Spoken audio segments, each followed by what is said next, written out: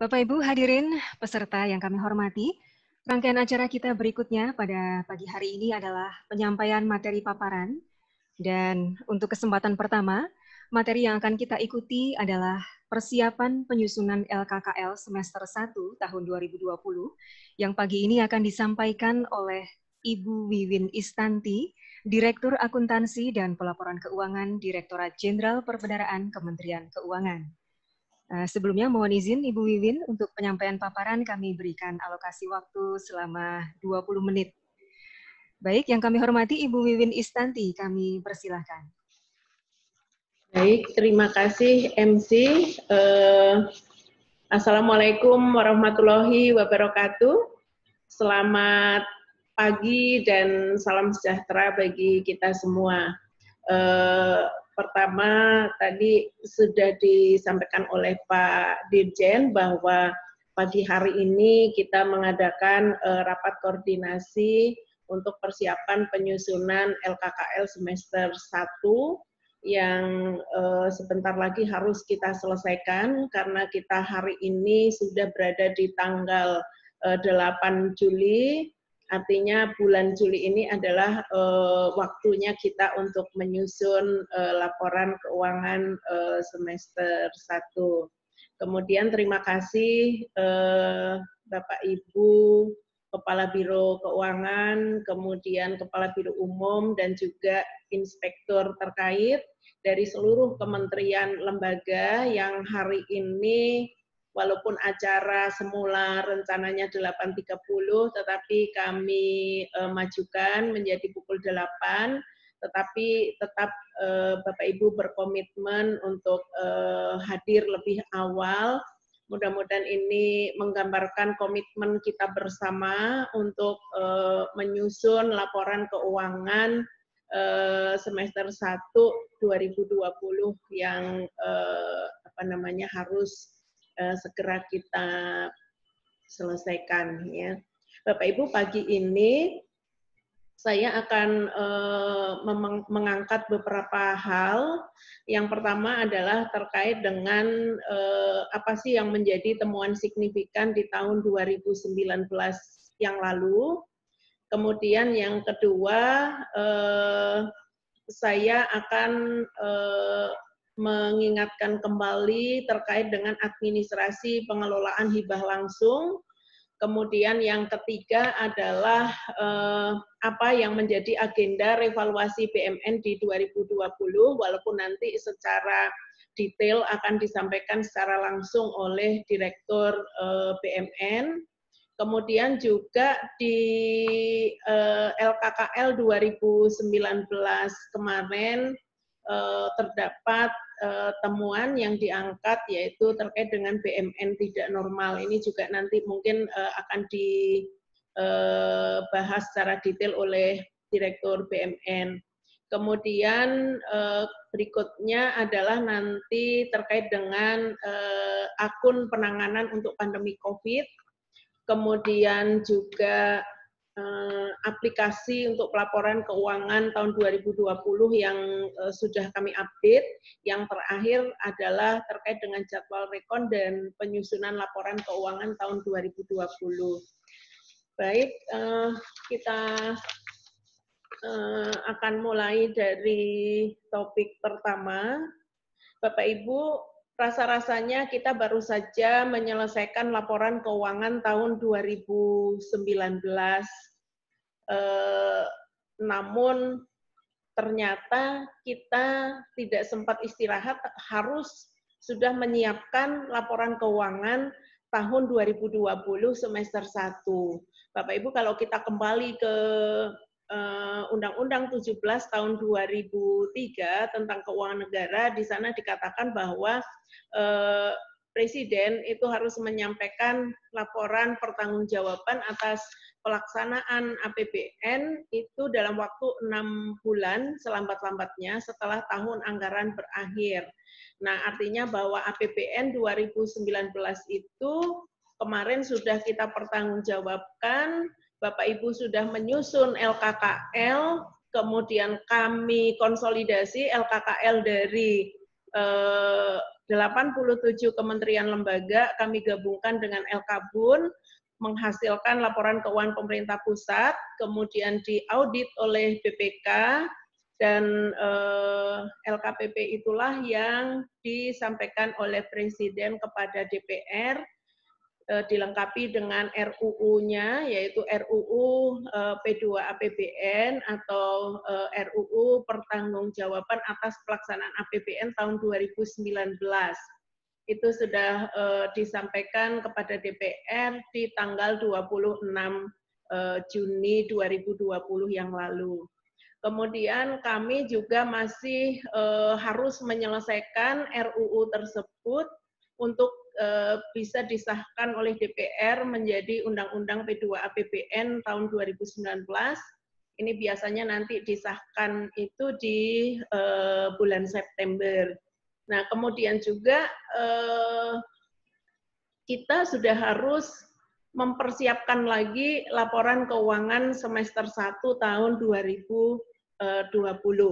Kita lihat sekilas seperti apa sih capaian opini terhadap laporan keuangan kita ya dari tahun ke tahun. Kemudian Bapak Ibu jangan lupa bahwa walaupun tujuan kita menyusun laporan keuangan itu adalah bukan semata-mata untuk mencari opini WTP, tetapi paling tidak opini itulah yang menggambarkan kualitas dari laporan keuangan yang kita susun. Kita lihat Bapak Ibu, potret 5 tahun terakhir terlihat seperti di dalam slide ini.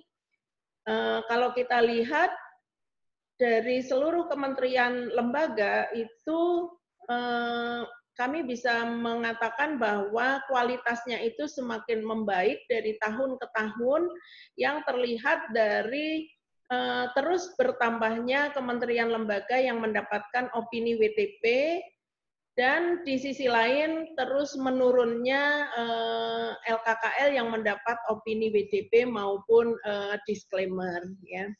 Kemudian Bapak Ibu kalau kita lihat di tahun 2019, ini posisi yang terakhir, bahwa dari 87 kementerian lembaga itu 84 mendapatkan opini WTP, sedangkan 3 ini yang masih belum WTP, yaitu 2 WDP dan 1 itu disclaimer atau tidak memberikan pendapat. Nah, Bapak Ibu tadi sudah disampaikan di dalam arahan Pak Dirjen bahwa kami mengapresiasi kerja keras Bapak Ibu di kementerian lembaga karena Bapak Ibu ini sangat mengkontribusi kualitas laporan keuangan pemerintah pusat yang kami susun. Seperti tadi kami sampaikan kan kami mengkonsolidasi seluruh laporan keuangan Bapak Ibu ya. Untuk itu Bapak Ibu mari kita terus tingkatkan kualitas penyusunan laporan keuangan, kita tingkatkan pengelolaan keuangan di 2020 ini, supaya apa yang sudah kita raih di 2019 itu bisa kita pertahankan, dan juga kita masih punya PR untuk menyelesaikan seluruh temuan yang ada di LKKL tahun 2019. Kemudian juga kami akan mendampingi secara khusus untuk 3 kementerian lembaga yang masih belum mendapatkan opini WTP ya. Kemudian Bapak Ibu kita melihat sekilas ya sebentar terkait dengan apa sih yang menjadi temuan signifikan LKPP di tahun 2019 yang lalu ya. Ada 8 temuan signifikan yang diangkat kemarin di LKPP tahun 2019. Yang pertama adalah piutang pajak, kemudian yang kedua itu terkait dengan pengelolaan dana peremajaan perkebunan kelapa sawit ya. Jadi 2 temuan ini terjadi di laporan keuangan untuk BA15 atau Kementerian Keuangan. Kemudian 6 temuan berikutnya adalah terjadi di laporan keuangan BUN, yaitu terkait dengan pengelolaan atau pengalokasian anggaran untuk proyek strategis nasional, kemudian investasi penyertaan modal pemerintah di PT Jiwasraya maupun Asabri, kemudian pencatatan kewajiban pensiun, dan yang dua lagi yaitu aset BLBI dan aset K3S. 6 temuan ini terjadi di laporan keuangan BUN. Ya. Nah, Bapak Ibu, terhadap 8 temuan signifikan ini kemarin sudah kita bahas dengan BPK sebelum terbit LHP, kemudian sudah disepakati rencana aksi yang harus dilakukan sampai dengan nanti Desember 2020. Ya. Dan untuk LKBUN maupun LKPP dari di paparan Pak Dirjen tadi juga sudah disampaikan bahwa kita di 2019 mendapatkan opini WTP untuk keempat kalinya. Jadi tantangan kita bersama di tahun 2020 ini untuk terus memperbaiki kualitas laporan keuangan itu, sehingga pada pagi hari ini kami mengundang Bapak Ibu pimpinan yang terkait dengan penyusunan laporan keuangan.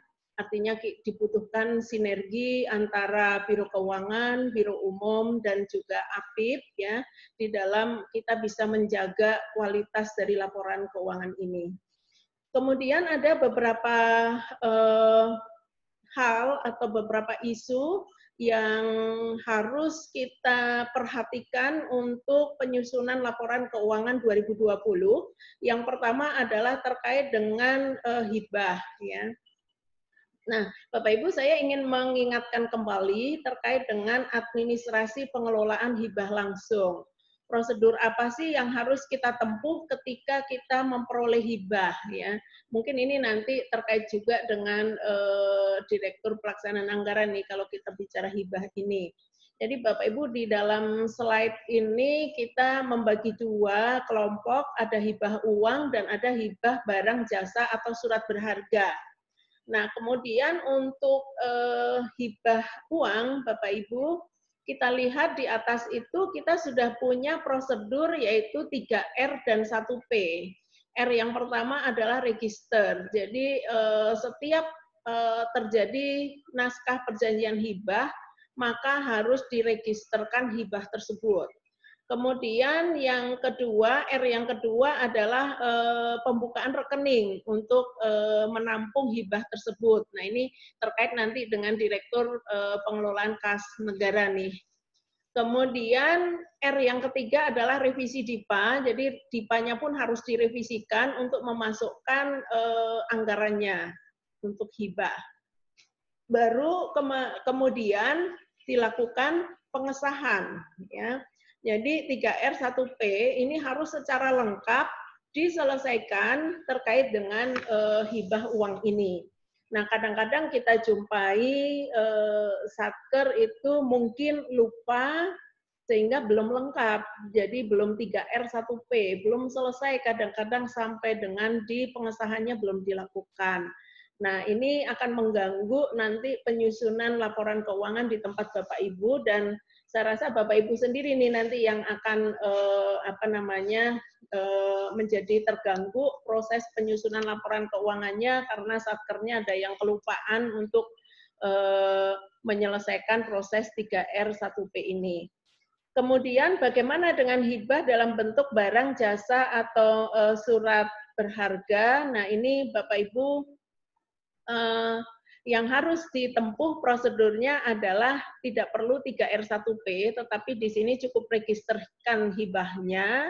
Kemudian jangan lupa ketika dilakukan serah terima barangnya itu harus ada BAST-nya, baru kemudian dilakukan pengesahan. Ya, kemudian tentunya adalah pencatatan asetnya. Ya. Nah, Bapak Ibu, kenapa hibah ini kami angkat untuk tahun 2020? Karena di setiap tahun itu pasti ada temuan terkait dengan hibah ya. Seperti tadi saya sampaikan, kadang-kadang kelupaan di penyelesaian prosedurnya secara lengkap. Kemudian juga jangan lupa di tahun 2020 ini dengan adanya pandemi COVID, sepertinya transaksi hibah ini juga akan banyak ya terjadi di kementerian lembaga, sehingga ini menjadi fokus perhatian kita juga di tahun 2020 ini. Bapak Ibu,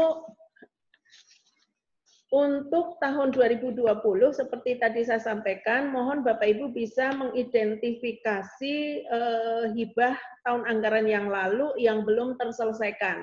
Itu harus kita selesaikan di 2020 ini. Kemudian juga tadi kami sudah sampaikan terkait dengan penanganan pandemi COVID, ini pastinya akan banyak transaksi hibah di tempat Bapak Ibu di kementerian lembaga, mohon bisa diidentifikasi dari sekarang. Kemudian walaupun kami tahu terkait dengan hibah ini, khususnya hibah penanganan pandemi COVID, pasti unsur kecepatan itu sangat dibutuhkan di sana. Tetapi Bapak Ibu, kita selaku penyusun laporan keuangan itu juga harus menjaga akuntabilitasnya. Ya, untuk itu mohon bisa diidentifikasi dari sekarang, dan tentunya juga kami mohon Bapak Ibu Apip itu bisa mengawal terkait dengan transaksi ini. Baik, kemudian isu berikutnya adalah terkait dengan penyajian koreksi revaluasi BMN di tahun 2020. Bapak Ibu, kalau bicara revaluasinya, bagaimana cara revaluasinya, kemudian prosedur apa yang harus dilakukan sampai dengan ketemu angka revaluasinya, itu adalah ranahnya Direktur BMN. Sedangkan penyajiannya di dalam laporan keuangan itu menjadi ranah kita di Biro Keuangan, ya Bapak Ibu. Sehingga tadi saya sampaikan untuk revaluasi BMN ini butuh sinergi yang kuat antara Biro Keuangan dengan Biro Umum dan tentunya dikawal oleh APIP. Untuk 2019 yang lalu, kita bisa menyelesaikan target untuk revaluasi BMN 2019 ya. Di neraca kita secara nasional ini meningkat, aset tetap ini menjadi sekitar 10 ribuan triliun ya. Jadi peningkatannya dari revaluasi itu adalah 4 ribuan sekian triliun, itu yang tersebar di seluruh kementerian lembaga. Untuk itu terima kasih Bapak Ibu yang sudah menyelesaikan sampai dengan angka revaluasi BMN itu bisa disajikan di neraca tahun 2019 yang lalu. Kalau melihat NUP-nya mungkin itu sekitar hampir 200 ribuan NUP ya, 195 ribu sekian gitu. Tapi dari nilainya itu sangat signifikan untuk menaikkan nilai aset secara nasional.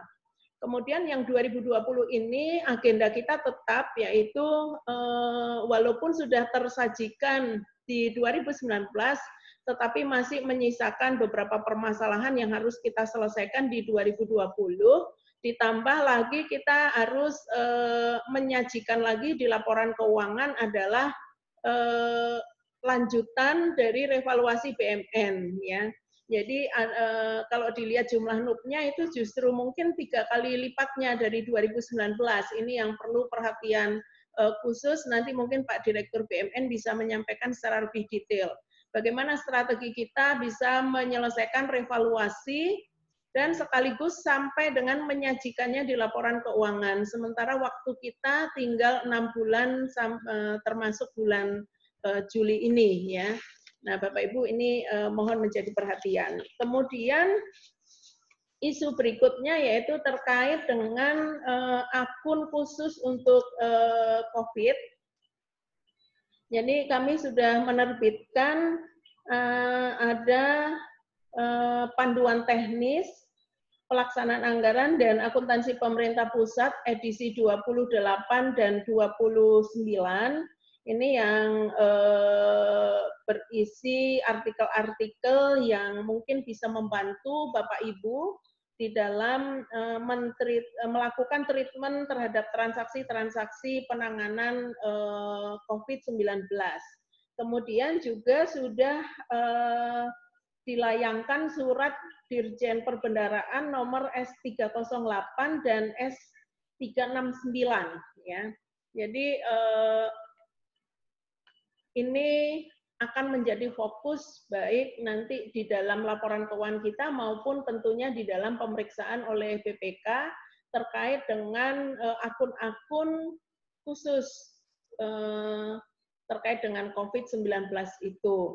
Sehingga Bapak Ibu mohon ini sudah bisa kita identifikasi dan kita dokumentasikan dari sekarang terkait dengan akun-akun untuk penanganan COVID ini, ya. Karena tidak hanya nanti kita perlu mengetahui berapa sih anggaran dan berapa realisasi untuk penanganan pandemi COVID, namun juga ini nanti akan menjadi dasar kita di dalam kita mengungkapkannya di laporan keuangan, ya. Kita harus bisa mengungkapkan itu secara lengkap, ya. Kemarin di LKKL yang 2019 kami sudah meminta Bapak Ibu untuk di calegnya itu ditambahkan penjelasan kualitatif terkait dengan dampak dari pandemi COVID-19. Nah, untuk 2020 ini tidak cukup hanya kualitatif karena nanti Bapak Ibu sudah harus bisa mengidentifikasi berapa sih anggaran dan berapa realisasi untuk penanganan pandemi COVID ini, ya. Kemudian yang berikutnya Bapak Ibu, kami sudah melakukan updating terhadap berbagai aplikasi yang nanti akan Bapak Ibu gunakan. Kami di sini mengelompokkannya ke dalam dua kelompok. Yang pertama adalah ada aplikasi Saiba, kemudian Simak BMN, dan persediaan. Kemudian di sisi sebelah kanan itu ada aplikasi Sakti. Jadi untuk 2019 yang lalu Kementerian Keuangan dan PPATK itu sudah mengikuti piloting menggunakan aplikasi Sakti ini. Dan di tahun 2020 selain dua kementerian itu akan bertambah lagi 5 kementerian, yaitu Setnek, kemudian Kementerian Pan-RB, KPK, Bappenas, dan LKPP. Jadi ada 7 kementerian lembaga yang akan menggunakan aplikasi Sakti, sedangkan 79 kementerian yang lain itu masih akan menggunakan Saiba, Simak BMN, dan persediaan. Nah, ini juga sudah kami luncurkan surat terkait dengan updating aplikasi Saiba, Simak BMN, dan persediaan. Mohon dipastikan Bapak Ibu nanti menggunakan aplikasi versi yang terbaru ini, ya, supaya tidak timbul permasalahan yang mestinya tidak terjadi hanya karena perbedaan versi aplikasi yang digunakan. Kemudian Bapak Ibu, bagaimana dengan jadwal rekonsiliasi, penyusunan, dan penyampaian LKKL semester 1 tahun 2020? Tadi kami sampaikan bahwa semester 1 sudah habis, kemudian sekarang kita berada di tanggal 8 Juli, waktunya kita untuk menyusun laporan keuangan semester 1. Nah, mungkin Bapak Ibu mohon maaf kalau kemarin menjadi terkendala karena aplikasi iRekon LK itu baru kami buka di akhir Juni atau di awal Juli kemarin untuk melakukan rekon mulai bulan Januari sampai dengan bulan Juni, ya. Nah, memang untuk awal tahun atau semester 1 ini pasti akan terjadi karena kami harus menunggu angka asersi final dari LKPP itu bisa ditetapkan, baru kami freeze datanya dan kemudian baru kita bisa melakukan recon untuk semester 1, ya.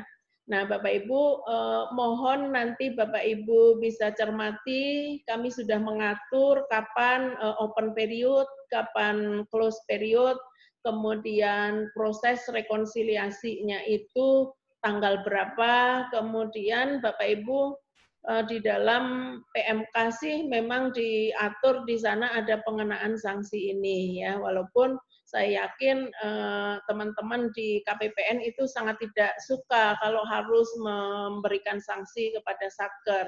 Untuk itu Bapak Ibu, mari kita pedomani bersama tanggal yang sudah kita susun ini. Namun kalau memang diperlukan untuk buka tutup periode, nanti Bapak Ibu mohon berkoordinasi langsung dengan kami, ya.